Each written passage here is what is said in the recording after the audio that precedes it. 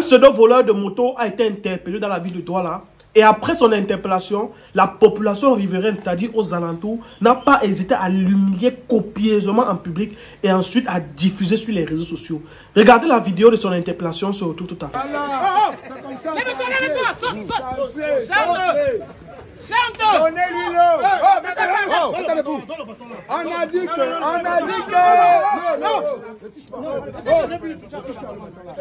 Oh, Péchelé, écoute-moi. Écoute-moi. Tu connais chanter le son là, non? Tu connais?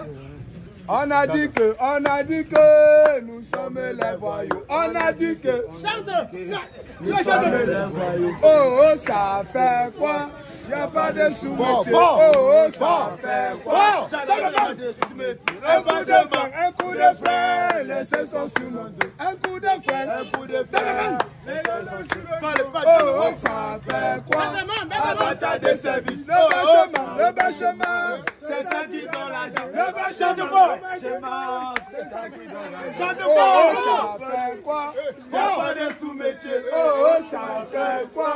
Y'a pas de sous-métier. Ils ont dit que nous sommes des voyous. Ils ont dit que nous sommes des voyous. Oh, il n'y a pas de sous-métier. Oh, ça fait quoi? Il n'y a pas de sous-métier. Tape la main.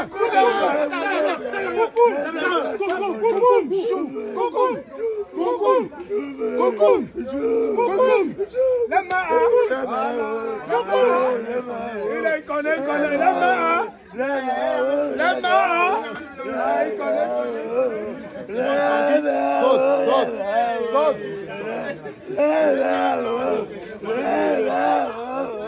Ça va pas. Laisse même. Tu ne peux pas lui comprendre. Je pose une question. Tu vas encore comme ça. Tu vas encore voler. Laisse-le. Laisse-lui la bien. Tu vas encore voler la moto. Tu vas encore voler la moto. Si je comprends, quand je joue quelqu'un comme ça, moi-même je vais lui traiter de ça. Moi-même je vais lui traiter de ce sort. Arrêtez, ça va. Oh, je suis à Boisimo, je suis venu à Boisimo.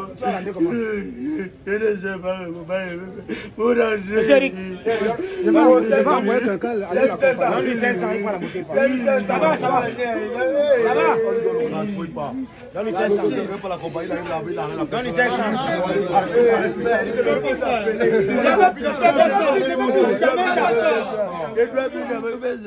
Jamais ça. Oh, on ne prend pas. Oh. Les Maha. Ils ont dit que. Tape la même offre. Ils ont dit que. Oh, ça fait quoi? Il n'y a pas de sous-métier. Oh, il n'y a pas de sous-métier.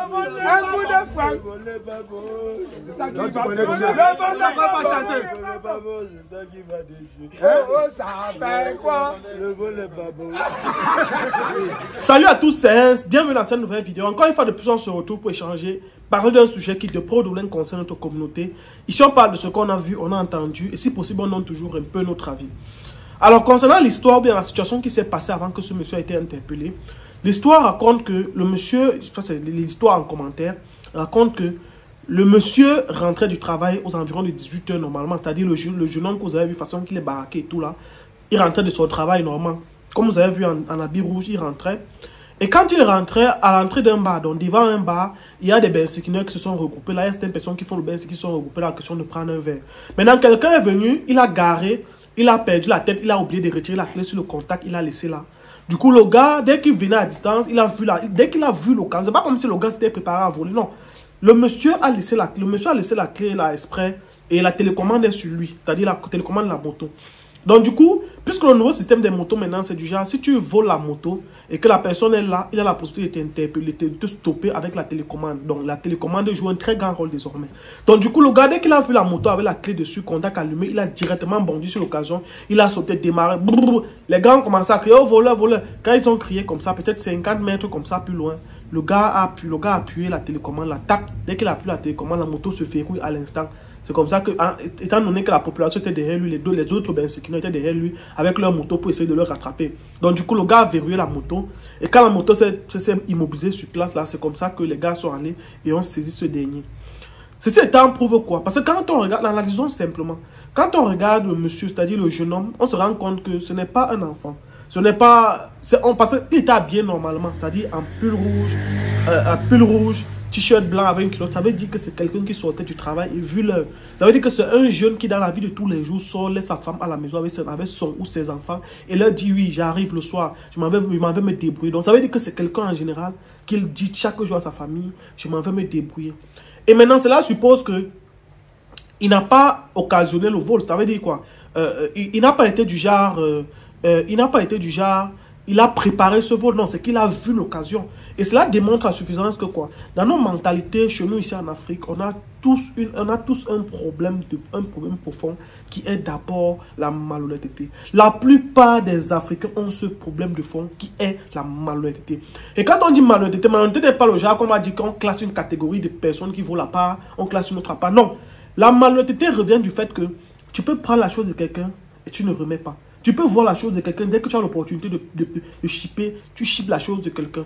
Quand on dit il n'y a pas une catégorie de voleurs, tout le monde, en fait, dans la plupart des habitants en Afrique, ont ce problème de malhonnêteté profonde qui est quoi? Tu vas voir quelqu'un, il est assis tous les jours en costume, cravate, il est bien habillé, mais tu entends partout que oh, il me doit 50 000, il me doit 200 000, il me doit. C'est pas qu'il n'a pas, hein. C'est qu'il l'a, mais il refuse de donner. Ça relève déjà de la malhonnêteté. Tu vas voir des gars comme ça, il sort le matin, il passe se débrouiller. Lorsqu'il arrive en haut, il voit une opportunité. Dès qu'il a vu l'opportunité, dès qu'il a vu la faille comme ça, là, le gars n'hésite pas à commettre le forfait. Ainsi de suite, ainsi de suite, ainsi de suite. Ce qui me choque dans cette vidéo, c'est que, en fait, ce qui fait qu'avec les voleurs, on ne doit pas avoir pitié, c'est quoi? Ce qui fait que si quelqu'un vous vole, vous ne devez pas avoir pitié. Ou bien si quelqu'un vous doit et qu'il ne vous remet pas, vous ne devez pas avoir pitié, c'est quoi? Parce que pour moi, il méritait qu'on l'amène en cellule, il dorme comme ça même 2-3 jours. C'est que quand il va rester, pourquoi? Ce qui me choque, c'est que ces gars n'ont aucun sens de la pitié, aucun sens de la crainte. Ça veut dire quoi? Quand il vient, il voit ta moto comme ça, il prend ta moto. À l'instant, il ne s'est pas posé deux questions. Il a juste vu, il a dit qu'il faut qu'il se saisisse du bien. Il ne se pose pas la question de savoir comment est-ce que cette personne a fait pour avoir cette moto. Il ne se pose pas la question de savoir est-ce que cette personne nourrit sa famille avec cette moto, oui ou non. Il ne se pose pas la question de savoir est-ce que si c'est les prêts qu'il a fait. Parce qu'il y a souvent des gens, moi je connais des gens qui prennent la moto condition vente. Ça veut dire que il s'entend avec quelqu'un qui a les moyens. La personne achète la moto, il lui dit ok, tu prends la moto, tu travailles, tu me donnes tel montant pendant peut-être 1 an, pendant peut-être 6 mois, après la moto te revient. Donc il y a beaucoup de personnes dans ces cas qui essayaient de se débrouiller, c'est-à-dire ils rencontrent quelqu'un qui a acheté 2, 3, 4 motos et après maintenant, pendant l'exercice de ses fonctions, c'est-à-dire pendant qu'il travaille, il se rend compte qu'on lui tend une embuscade et c'est comme ça que les gars partent avec la moto. Tu vois, quelqu'un qui ne voyait même pas qu'il ne s'en sortait pas, non seulement il ne s'en sortait pas, en plus on porte encore la moto. Donc il se retrouve avec une double dette. Donc tu viens, tu prends l'outil de travail de quelqu'un. Tu ne te poses pas la question de savoir est-ce qu'il va nourrir sa famille demain? Comment est-ce qu'il va faire pour sortir? Est-ce que c'est le crédit qu'il a pris pour avoir cette moto? Est-ce que c'est la condition vente? Non, tu ne te prends pas, tu ne réfléchis pas par rapport à cela. Tout ce que tu penses, c'est seulement de prendre ce que tu as vu et de t'en aller avec. Et c'est pour ça que je pense que le traitement qu'on doit souvent donner à ces gars doit être impitoyable. Là, la population l'a laissé par preuve de clémence. Mais dans d'autres quartiers à Douala, moi je ne connais pas exactement le quartier où c'est produit.